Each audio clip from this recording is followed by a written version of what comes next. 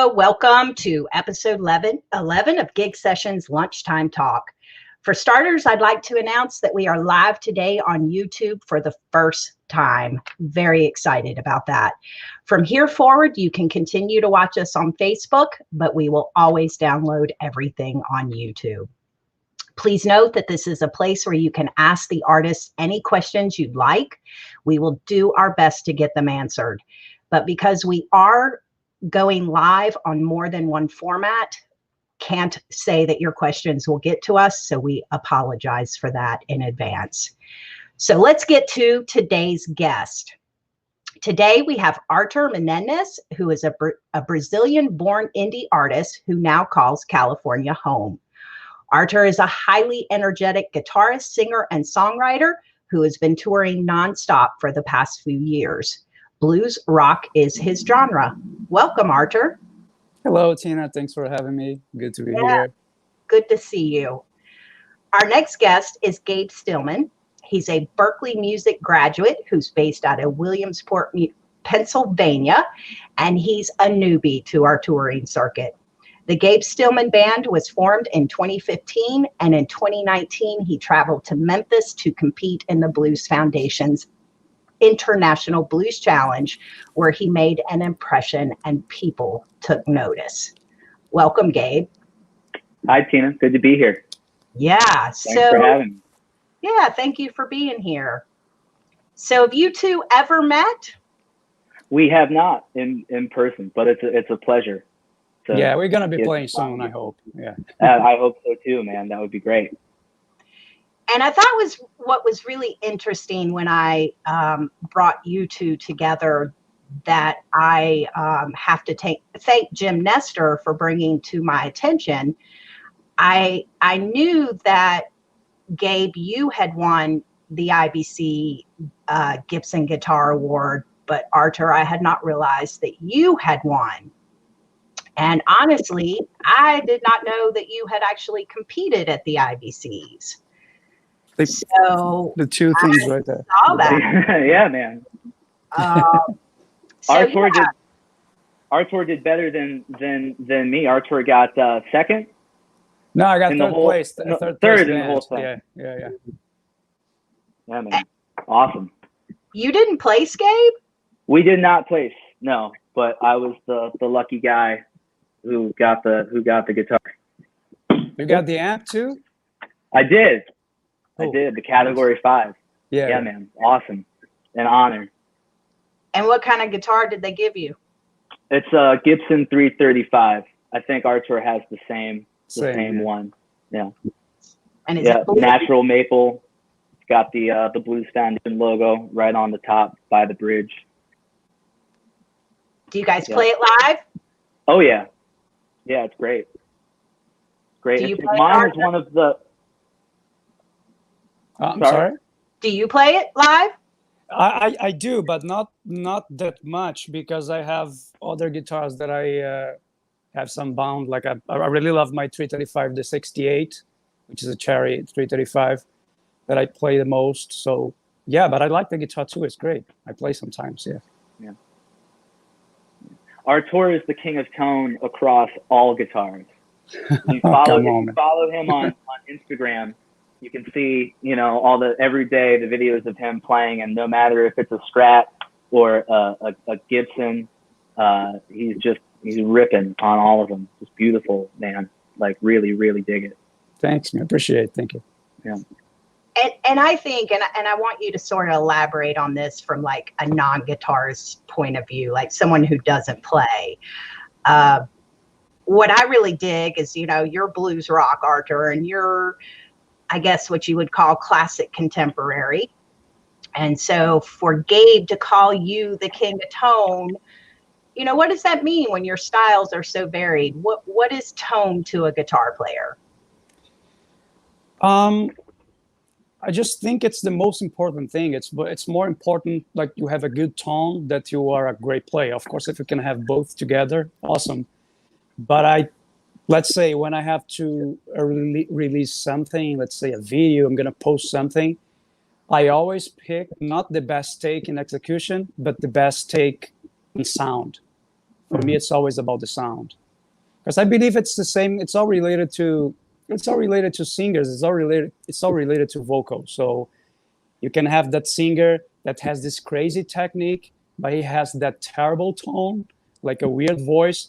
I mean, I don't know, but if he has like this beautiful voice and he doesn't have this crazy technique, but it's like something pleasant. I think it's all related to vocals, I guess. I don't know. Yeah. To the voice, yeah.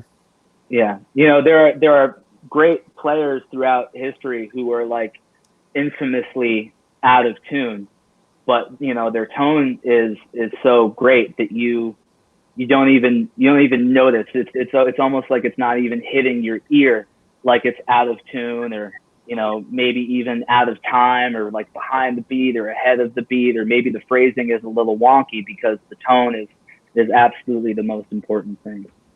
I agree. Yeah. So when you first started playing, what point in your fiddling with notes did you recognize this? It took a while. It took a while, but the thing is, because I was listening to what I consider good stuff since the beginning, so your ears, they got used to the good tone. Because I started listening great players, and the first blues guy that I started listening to, it was Stevie Ray Vaughan, which I love his tone.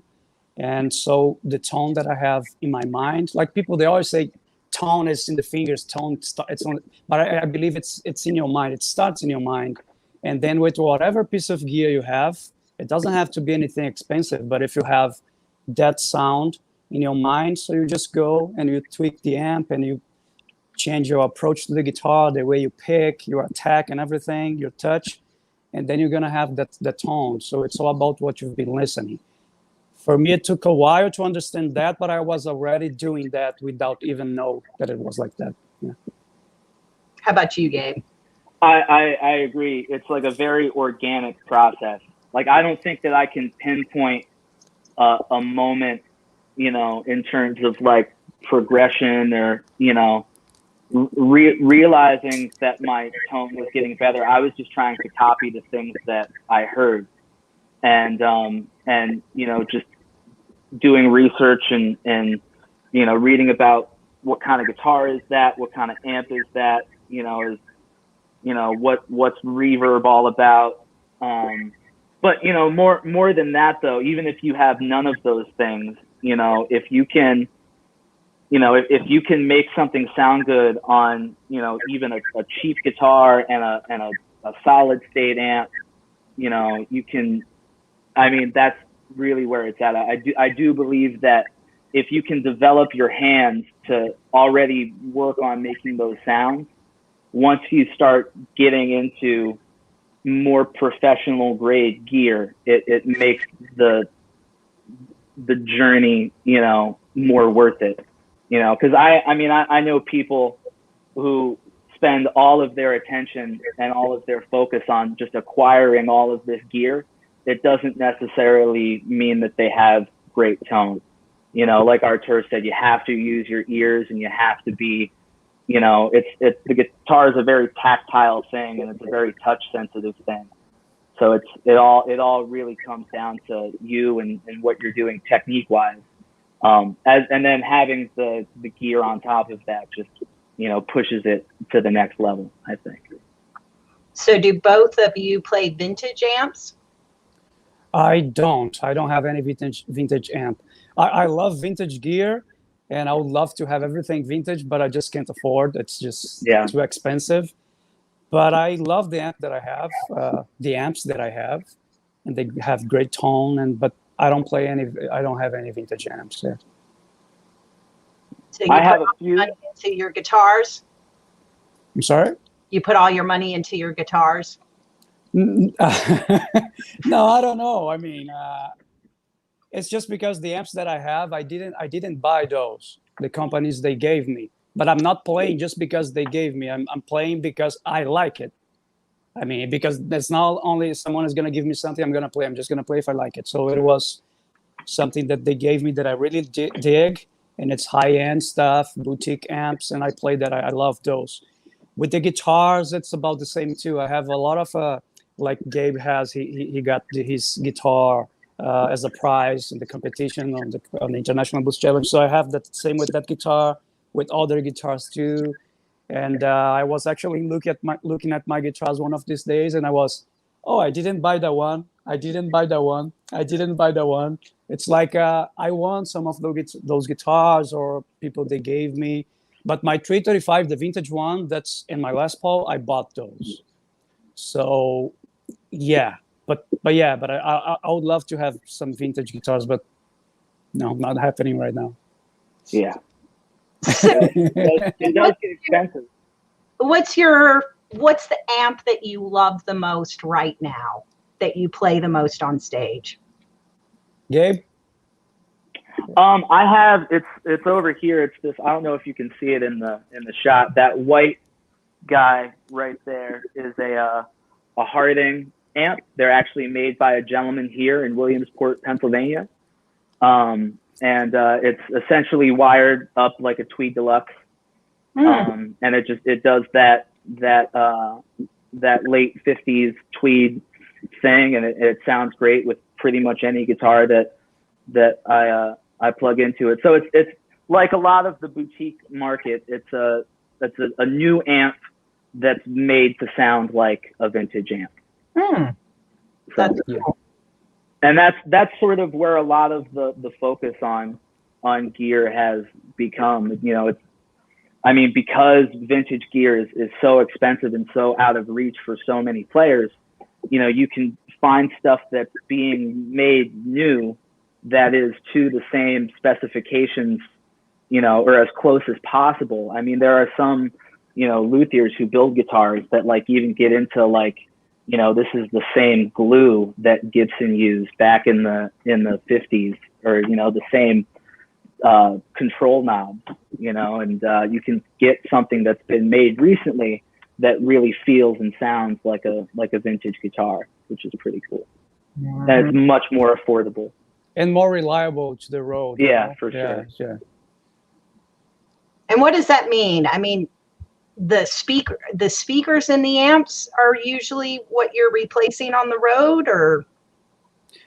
No, I mean, when we have something vintage, it's sometimes it's not it's fragile. I mean, it's you know, some components, especially the tubes, or they just stop working from nothing, so you have no idea what happened. But with the new stuff, it's more reliable. Yeah, definitely new boutique stuff. I mean, there are like, you know, I don't know, there's a debate in the tube amp world, you know, boutique amps that are hand wired versus amps that have a printed circuit board.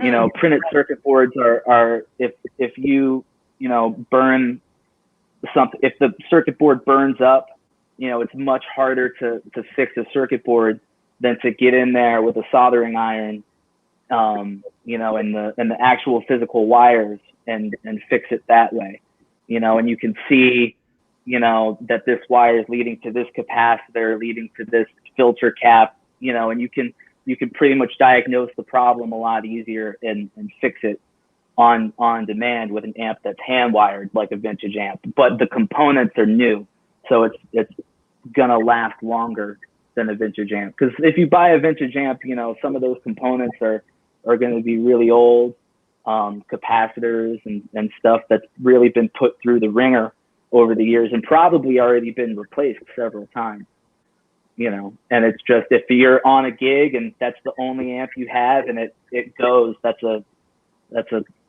crap feeling. I don't know if we can cuss on the live stream, but yeah, that sucks. Right, Artur? You know what I'm talking about? Yeah, it does. Because it happens, man. Murphy's Law. Anything that can go wrong will go wrong. Do you travel? You know, so you just want to make sure that it's reliable. Sorry? Do you travel with a backup amp for that reason? Yeah, for like longer tours, for sure. Nice. Yeah, anything that's longer than like a weekend, absolutely. And even at that, like, pretty much always want to have them. Same with you, Artur. You always travel with two amps. Well, no, when I tour, I don't go with my amp. No, No. that's right. You rent everything. Yeah, or I just play with what they have in the back line, which it's hard because my amp is too big and sometimes I'm flying, so there's no way I'm gonna check the amp. It is very loud. But yeah, so no, I just have to play what they have in the back line. Or let's say last time I went to Brazil, I'm from Brazil, but last time I went there, I don't have any amps there. So, but I have a lot of people that know me there and friends and, fans. And I just posted something, hey, anybody has like a good amp? And then there's like a lot of people. And then I happen to be playing the shows in Brazil with a 2-rock amp, which is unbelievable good, an expensive amp. And sometimes it's not lucky like that. So when I went to Florida, I was the same. There was a friend that he brought me his Marshall, and then I used the amp, and yeah. But when it's a good festival, and then you just say, okay, I want this for the back line, and then they're gonna provide you. Like it was at Crossroads, I asked for the super reverbs, and they were right there, and yeah. So you guys, I mean, I should know how old you are, but I'm just assuming that, you're the newer generation and you both definitely are technological people. So I like this.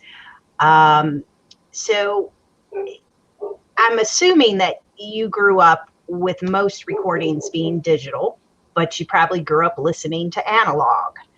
So when you go to record yourself, do you have a preference between digital or analog?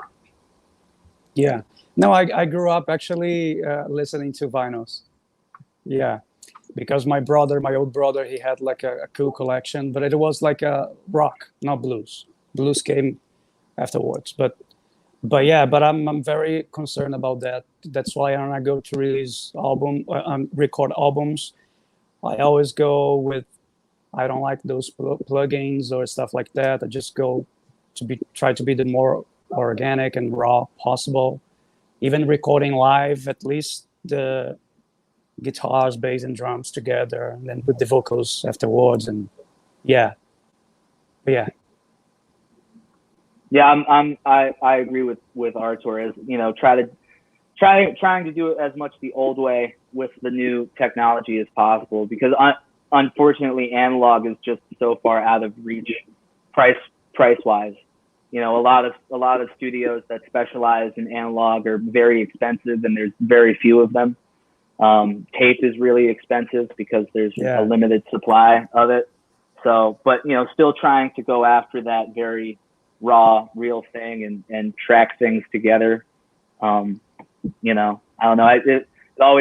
I can always tell listening to a record if like the drums and the bass especially have been tracked separately, because you're not getting the sense that those two instruments are really doing what they need to do, which is lock in together, 100%. Even if they're not locking in together 100%, a lot of times that creates the magic of the groove, Yeah. What happened now with this new album that I'm going to release soon? It was we were supposed to track drums, bass, and I would be playing guitar just to have the feel inside the room with the band. We all together, right?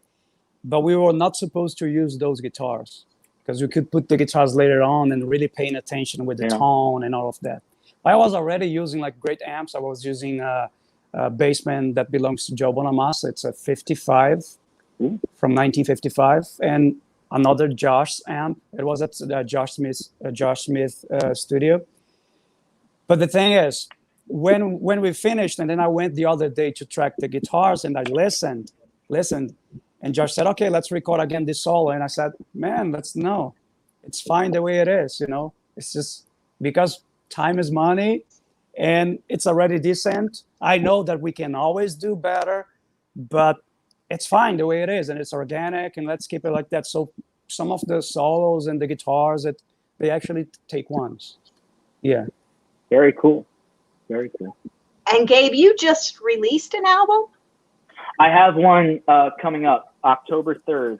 October. It's finally coming out. We recorded it over a year ago, and between doing the road stuff and then this COVID stuff, like mixing and mastering, it became a challenge. But I'm really excited about it. It's a collaboration I did with the Nighthawks. Oh, sweet. From DC. We went up to a Temperamental Recordings in upstate New York, which is this really cool studio in this old church, and we did like just a day and a half of tracking. We recorded about 11 songs. I think 7 are on the record. Some originals, some covers, and yeah, it's really cool. I met Mark Wenner and the Nighthawks when I was like 19. And the very first time I met them, they had me up to sit in, and have just been, it's such an honor to call those guys friends, because they've just been so great with their time and their advice and their help. And, we've done gigs together, and now we have this record coming out together, which is really exciting. Cool. And how old are you now? I just turned 25 about a month ago. Yep. That's awesome. So what do you do for fun? I mean, I'm sure you've had lots of time to do fun things, but what do you do for fun? Recently, I'm not doing anything for fun. Yeah. Nothing is happening, it's complicated. It's very complicated with this pandemic and everything, and not feeling safe. But no hobbies? No, but when life was normal, I don't know. I like to do exercises. I like to go out to see live music. I like to go out to drink something, eat good food, and watch movies. Yeah, right. Actually, these days I'm so bored that I was actually reading music again, because I used to read music. But the thing is, as a solo career, or like as a blues musician, you're not gonna read music actually. But I'm so bored these days that it's so boring that I just take the charts again and start playing again just for fun, because there's nothing to do, And I'm all the time trying to find a motivation to do stuff, because I don't have even motivation these days to pick the guitar and play. So if I keep just like trying to reinvent myself somehow, and then that's why I do the live streams on Instagram. It's more because I'd say, okay, now I have 1 hour. I mean, after cleaning the house, cooking my lunch, paying the bills, doing stuff on the computer, stuff with my music and exercising, stuff like that. So at night, usually I have like 1 hour to play guitar, and then I don't have the energy. But then I realize, okay, if I go live, I'm going to be having some fun talking with some friends, and I'm going to be promoting my music. So that's going to force me to play the guitar. So that's why I'm doing the lives.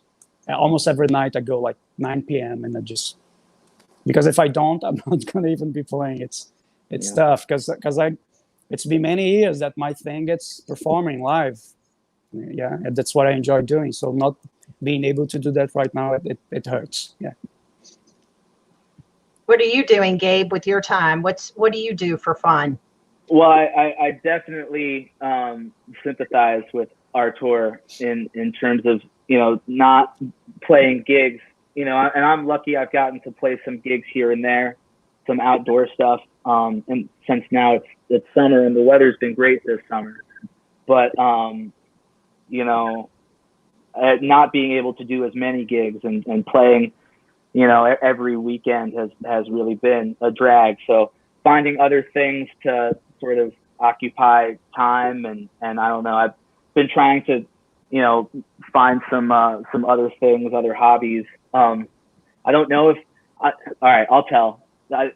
There's some people watching this who are not going to be happy about this when I say this, because they don't know about it. But I bought my first motorcycle a little bit ago, and I got my permit, and I've been very safe, and I wear a helmet and gloves and the whole thing, and that's been enjoyable. I got interested in motorcycles right around the same time I got interested in the guitar and rock and blues music when I was like 6, 7 years old, and it's just something that I've never gotten around to to doing and learning how to do. And getting into it now has been very rewarding, and I'm having a great time doing it. I used to think, man, you know, Artur knows, you know, when you're on a gig and everything's right and it feels good and you have that almost transcendental experience playing music, you know, there's nothing better than that.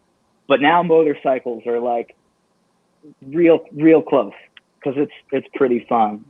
It puts you into like this very sort of, I don't know, almost like a meditative state. So see, there's one of them. That is scary. I know. Hi, David. So what kind of bike did you buy? It's an older bike, but it works really well. It's a Japanese bike, a Yamaha V-Star cruiser. It's loud and it can go pretty fast if I tell it to go pretty fast, but I don't go that fast at all. That's scary. I promise you I don't go that fast. Those of you listening. That's pretty cool that you got a motorcycle. I like it. I'm digging it. There's certainly, I haven't had any, I've had some close calls, but you know, I'm just, you know, I only ride with other people, and the other people who I ride with are very experienced, and you know, not being an idiot about it. You know, most of the accidents you hear about are because people were doing something that they shouldn't have been doing. So that, and just, you know, coming out of driveways, and that's where we as car drivers have our own duty to that as well. Well, the trick is when you see that, you just slow down. You know, if you can see if you can see the side of the car, you got to slow down right away. So. Yep. So you're at a state in your career where, you know, you're coming onto the scene. People are getting to know you. This is my cat, by the way. One of my cats. Cool. She was trying to get on screen. Who is, if you could go on tour with somebody right now in the current blues world, who would you want to tour with? Joe Bonamassa, yeah. That's a pretty solid answer. Yeah, both of you pick person? Well, I mean, you get to play for, you know, a few thousand people every night because Joe's at like the top, you know. I'm a huge Buddy Guy fan, and he came to my hometown last fall, and I got to get up on stage and play with him a little bit, and that was like, you know, such an explosion of I mean, I thought my head was gonna explode. It was the feeling of that. So if it could be anybody, I'd say Buddy Guy for sure. And what's the biggest crowd you've played for to date? I played for 20,000 people. And where was that? It was 2017. It was a festival in Brazil, but I was already living here in LA. It was a festival that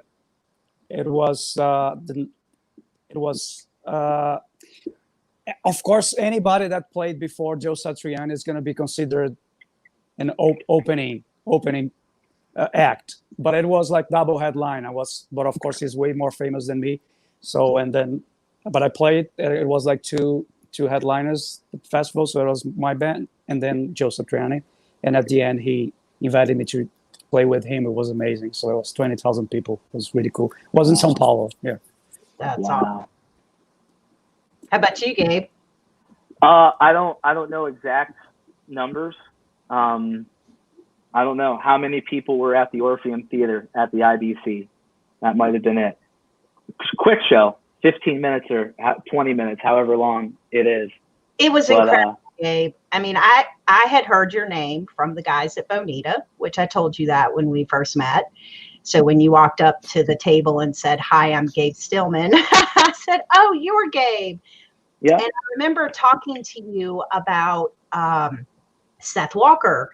And I remember this look on your face, like, why would she be like, I like Seth and he's good, but I don't consider myself to be in that realm. And I guess, you know, for me, it's just the tone of your guitar and your presentation that makes me think of Seth. I mean, I take that as a huge compliment. Don't get me wrong. Yeah, I mean, thank you. I think Seth Walker's great. I mean, he's certainly a much better songwriter than I am. I'd kill to have those chops. That guy writes some beautiful songs. Great lyricist, and yeah. And I remember, you know, us talking about you being at Bonita that next year. Mm-hmm. And so then I see you play, and I was like, I totally get why they love you so much. I mean, well, I love them.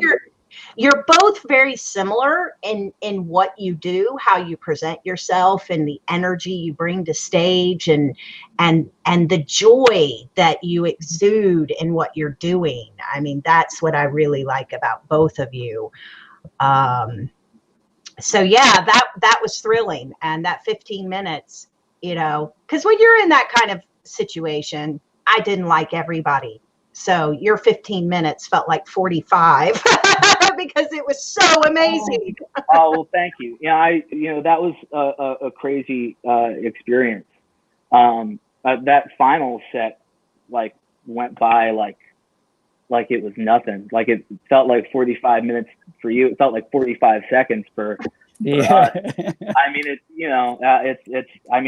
and even that whole day, like, you know, trying to remember specific details about it, I can't. It just, the whole thing seems like a dream. You know, did you have to? I'm sorry. Did you have to get there like early in the morning too? Yeah. Stay the whole day? Oh yeah. Well, because you know, they announced the winners at the end, and you don't know how, like, things run ahead of schedule. Sometimes things run behind schedule. You know, certainly. And it's so funny because, like, after the semifinals, I mean, they announced who's going to the finals at like 2-3 in the morning or whatever it was. And so, like, you find out and like, you're like, man, all right, we got through the semis, did the job, you know, because that was my expectation for that year.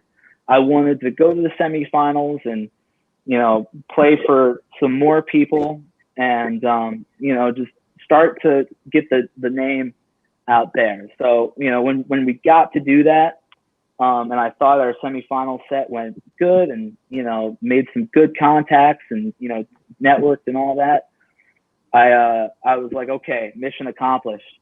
And, you know, then sort of just went out and had fun on Beale Street, and then come to find out, you know, 2-3 in the morning that, oh, wow, we're playing tomorrow, which was great. But it was like, okay, we need to go to bed now. Yeah. And what year were you at the IBCs, Artur? Why did I miss that? 2018. Okay, and I don't think I was. Yeah, 18? Oh, wait. I don't know. It would have been the year before me. What's your plaque? Have a date on your plaque? It does, 18. Yeah, 18. Okay.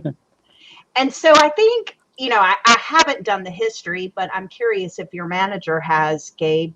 But I think you were the first one that won the guitar award that didn't place in the top 3, because it's usually someone who places that wins. So that's a huge compliment, I think. I'm honored all the same. You know, it was, I remember going and playing in the youth showcase when I was like 16, when I was still in high school, and going to the finals and you know, experiencing that as a kid and an audience member, and going like, you know, wow, like, wouldn't it be cool to get to do this someday? And that day just came a lot sooner than I thought. And since then, you know, things have been great. You know, been getting to do what I've always wanted to do, which is travel and play music for a living, which is, you know, what it's all about for me. So now I want to ask each of you a specific question. I watched this great interview with you, Artur, where I think it was tagged Blues Guitarist of the Year. And I'm not sure watching it if it was very clear to me as to who was filming the video. But I'm assuming that when they say Blues Guitarist of the Year, it was, you know, winning the Gibson Guitar Award. But in that interview, you know, you talk about being a blues guitarist, and you talk about you know, the blues being a simple music but not being easy to play. So elaborate on why you specifically say blues guitar and what is meant by the fact that it's simple but not easy. Yeah, that's what I tell a lot to my students, and I also teach guitar at the Musicians Institute in Hollywood, and when they come to me to ask about the blues, that's actually what I teach. It's most the blues there, but I always say, listen, blues is very simple.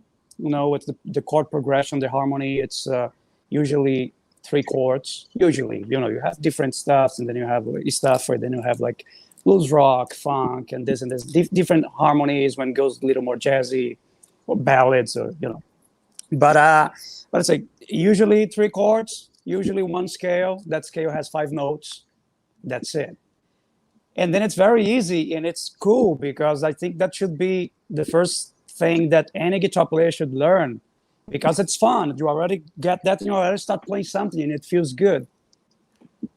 But you cannot say that you are really playing properly, because that is just the beginning, you know, and then you have to come up with the feeling. And then the feeling is something that it's hard to teach. It's not something that you're going to learn like that with a teacher. I think it's more about listening, you know, and understanding the style, putting the emotion. So it's easy to play, but it's very hard to sound good.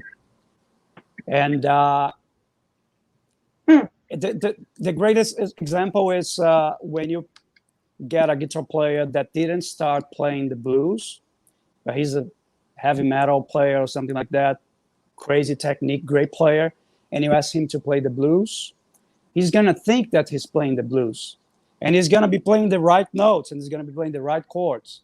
But it's going to sound so bad that you hear and you said, dude, no, you know? So I think it's very important that we really respect the blues, because it's the foundation for any kind of music that we hear we are on the West, right?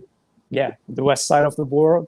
That we play. So the blues, you know, funk comes from the blues, jazz, rock, pop, hip hop, rap, everything. It comes from the blues. So when you have really good jazz players, 100% sure they respect the blues, and they practice the blues, and they know how to play the blues. So when you go and you see players like when you saw players like Charlie Parker, or playing his saxophone, or Wes Montgomery, or all those guys, you can see that they have the blues too, and they can play the blues, and they respect the blues. So it's very important that. So the blues, you have to learn the blues not because you're going to be a blues player, but because you're going to be good doing everything else. So it's very important to play the blues, and it's easy, but it's not simple. Yeah. Well, I mean, it's simple, but it's not easy. I'm sorry. I was going to ask the question if you could teach tone, and I know that answer is no. And that, I mean, I took guitar lessons once, and the chords were super easy. Got them down pat. So I go back to my teacher and I say, okay, so now I need to learn how to strum. And he laughed so hard he couldn't stop laughing. And he finally said, I'm so sorry, I did not mean to do that to you, but that I cannot teach you. You either go home and practice that and figure it out on your own, or this instrument is not for you. Yeah. And I thought that was part of learning how to play guitar. I didn't realize that was the part that you knew you either had it or you didn't. So, yeah, the chords were the easy part. Sure. So, Gabe, my specific question to you, I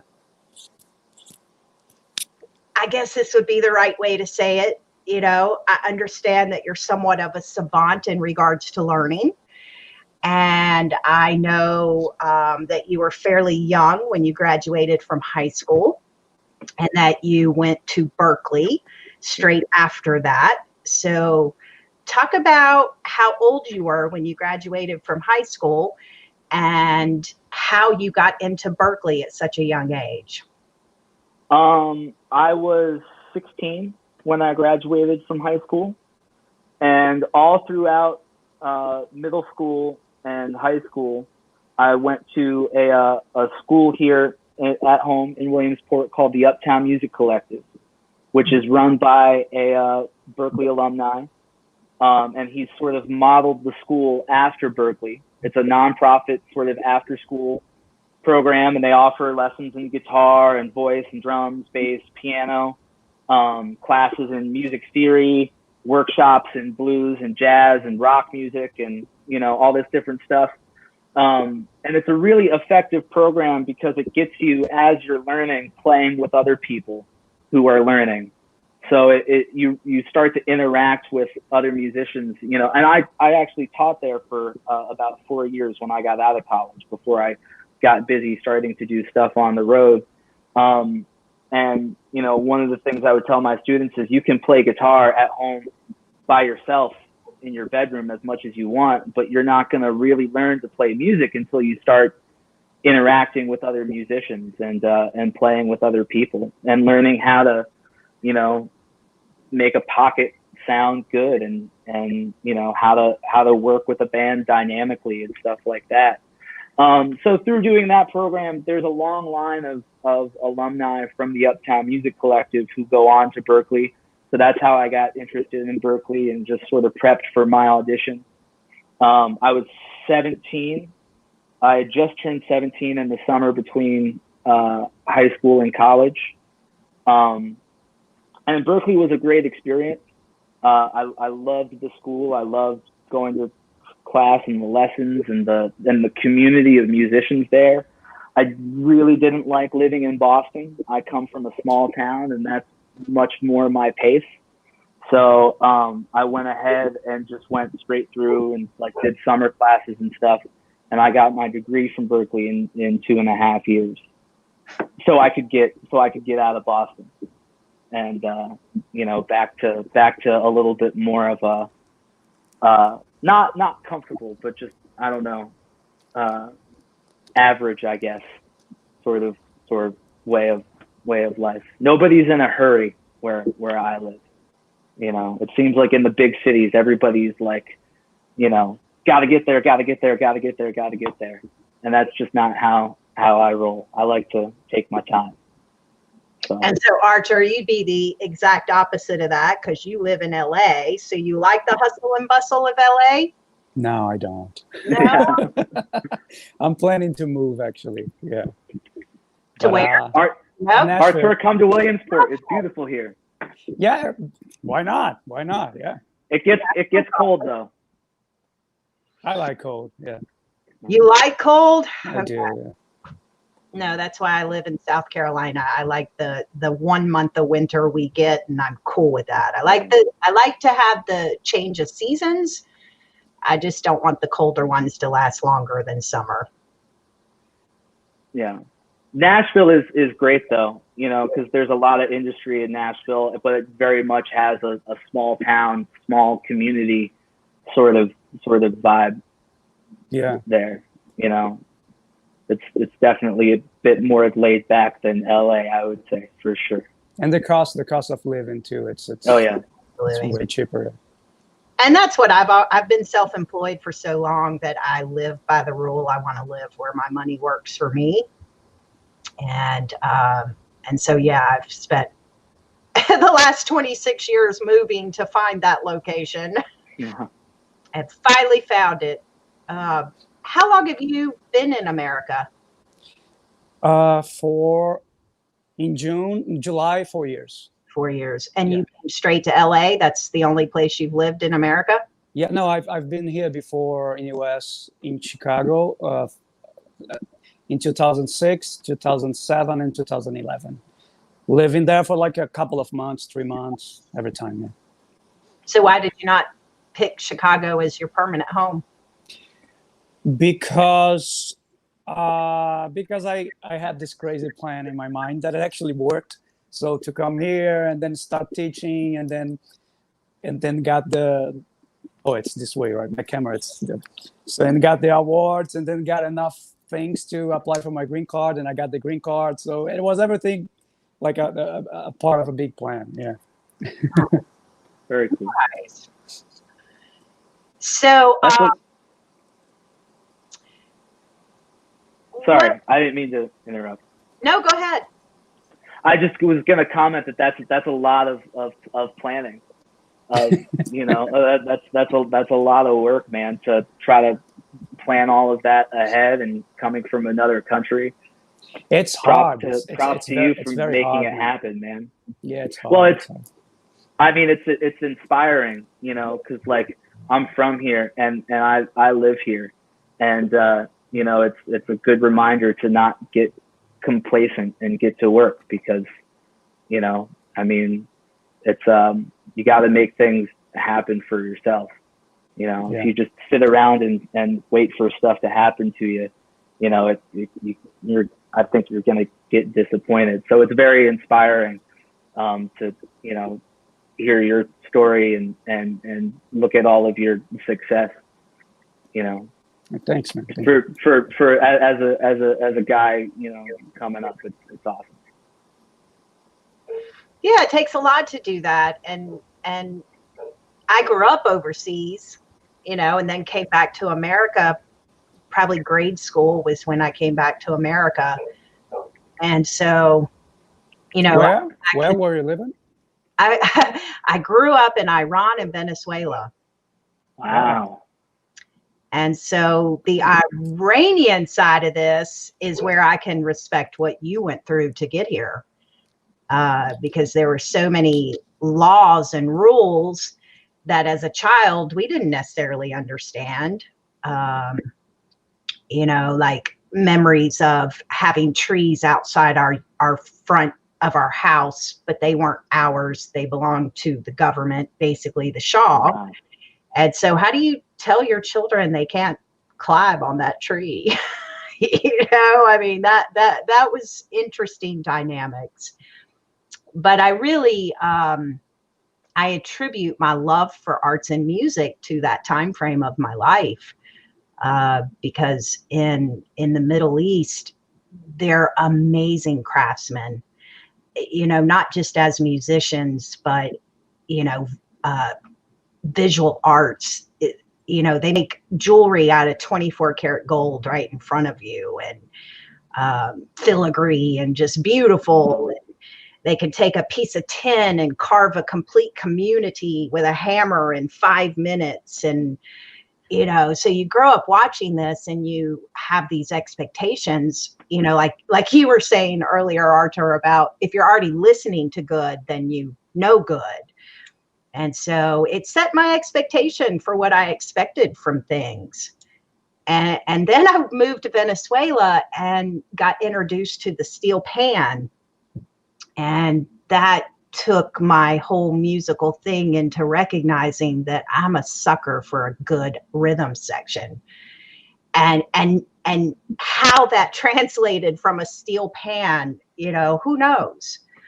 But I was also lucky enough to grow up with a guy that has done amazing things with the steel pan. And it was right at that age when Jane's Addiction was coming to be. And so you hear this steel pan and Jane says, and you're like, yeah, more people should play that. And so it's Right it was an interesting way, kind of like you said about the organic, not realizing where my expectations came from, but recognizing it was growing up in that period that I was exposed to, you know, the best of the best. So I'm sad with all the social aspects, and that, you know, many people will never go to that country and be able to understand that. It's very sad. How old were you when you first moved there? I was probably right about first grade till maybe the beginning. I think, and if my mom is still here, she can verify this. I think that I started third grade in Venezuela and then moved back to America. So I kind of think that there was a trail there where I did third grade in all three. And then I've always wondered about that because I was 18 when I graduated from high school. So I don't know, did I get held back and I ask? Well, that's amazing. I never knew that about you. That had to be quite an experience. Was that like a culture shock? I mean, even at a young age, going to Iran and Venezuela, or? No, because I'm a people person. That had to be real. People. Yeah. And I recognize now at this age that that the more different you are, the more I want to know you. So they were different. You know, they didn't look like me. They didn't dress like me. I remember, you know, there were certain places that we would go and we would have the shawls in the back of the car. And so you weren't trying to throw your Western life in their face, but you were also free to be. So my dad would keep these shawls in the back and we would put them on when we would go into more of the bazaar areas and things like that. So to me at that age, that was like dress up. You know, to me, it wasn't a culture thing. It was like, oh, we get to play today. I get to look like them. That's cool. But Venezuela just spoiled me. You know, back to the cold temperature. You live that close to the equator, which you would understand coming from Brazil. You know, cold just doesn't fare well with you when you grew up that close to the equator. So I got spoiled and I loved the beaches and I loved the culture, the food, the people.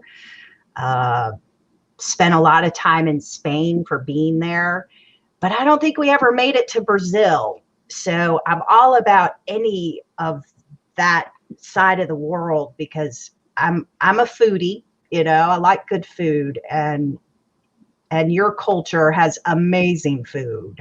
Yeah, it does. Yeah. Do you cook this flair at home?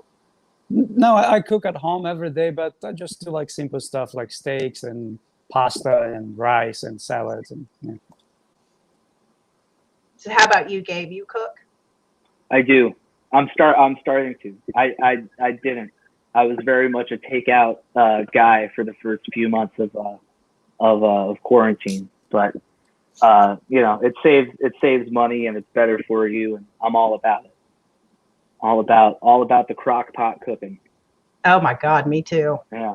Because then you get 3 days, maybe 4 days worth out of it. Cook once a week and be done. Yeah. So you talked a little bit, Artur, about reinventing yourself, you know, like all this downtime and what do I do? What's the one thing that you feel you could say right now that you are reinventing as you look to the future and getting back on the road? Oh, that's a tough question. I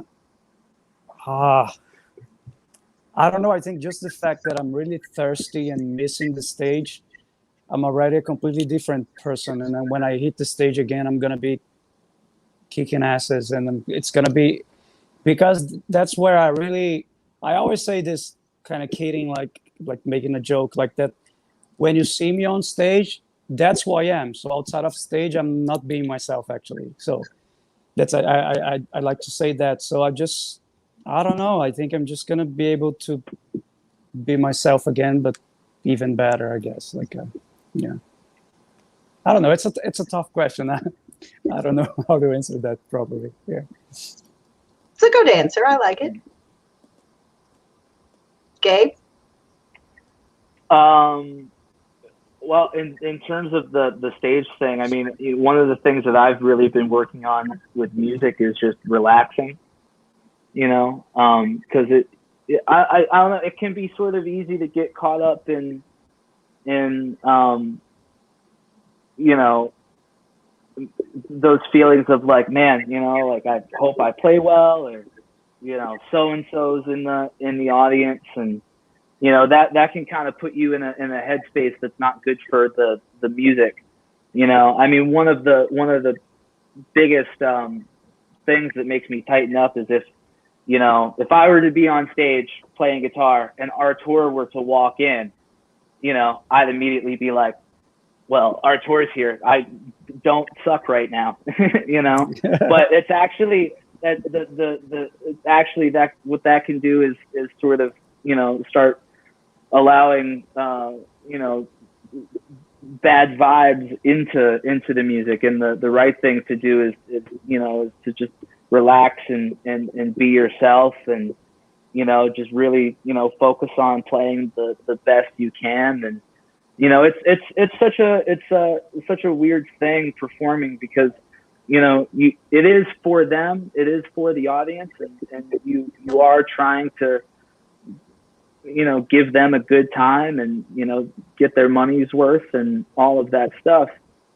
But at the same time, you know, you can't allow that to completely drive what you're doing on stage. You really just need to, something that I've learned, you know, that works for me is just, you know, working on relaxing and just letting things be natural and organic, and the music often comes out so much better that way.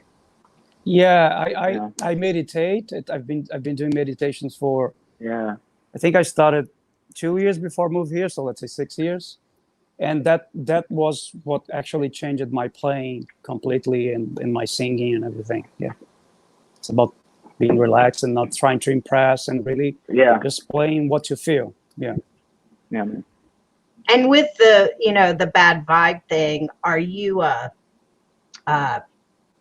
you know, I don't know exactly how to say this. Do you like to have quiet time before the gig? Do you stay in the green room and stay away from the chatter, or do you stand out in the crowd and wait for your moment?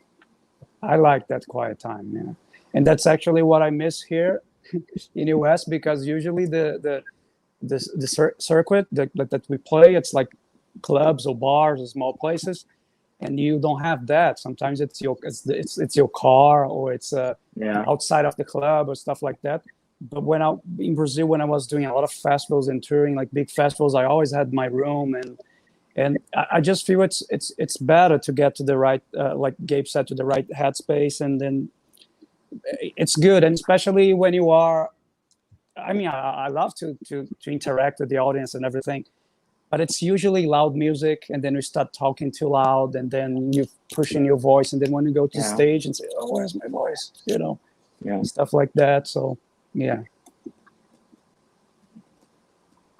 Well, I definitely appreciate you guys being here, and this has been really interesting to listen. Thank you for, you know, sharing your story about coming to the U.S. and your green card. Congratulations. Yeah, man. So yeah, as we depart today, tell the folks where they can reach you and how they can learn more about you. Gabe? Check us out on Facebook, Gabe Stillman Band. I'm on Instagram as Gabe Stillman Music, and there's GabeStillman.com, and I've got some music out there on Spotify, iTunes, YouTube, Amazon, all that stuff. Give it a listen. And October 3rd is your release date? October 3rd. October 3rd. Long time coming. The record's called Flying High, by the way. Oh, I love it. With the Nighthawks. That's awesome. Nice. That's a great Nighthawks title. I'm excited. And you, Artur? ArturMenezes.com. Instagram, it's art_Menezes. And I'm on Facebook too, YouTube, and Spotify and everywhere, just like Gabe. Yeah. Awesome. Well, I appreciate you two letting me work with you as I do. You guys are wonderful people. It's nice to see Awesome. You know, it's like I said, the wonderful thing about this one is you're both the Gibson Guitar Award winners, and no doubt both of you are are the future of the next generation. And so it's awesome watching you guys grow, and I just really admire your professionalism. Thank you. Thank you so much, Tina. Thank you. Thank you, Tina. Thanks for having me. Yeah. I hope we get to jam together soon, man. It would be a thrill, really. Yeah, we will. It's gonna be right awesome. on, man. Yeah, hopefully, Artur, you can come back this way in summer, and Gabe, you can go that way in fall. Yeah. Yeah. That would be great. Artur, you have I don't know if it got mentioned while we were live. I know we were talking about it in the pre-show, but you have a record coming out when? Oh yes, I do. It's the end of October. I cannot tell any more details, but yeah. I think that's all the people want to know, man, is when. Get ready. Yeah, but the album is Art great. Menezes. I mean, it has Joe Bonamassa on the album. It has Josh Smith and all originals. It's good stuff. It's good stuff. Yeah. Awesome. That's exciting, man. Yay, and I look forward to it.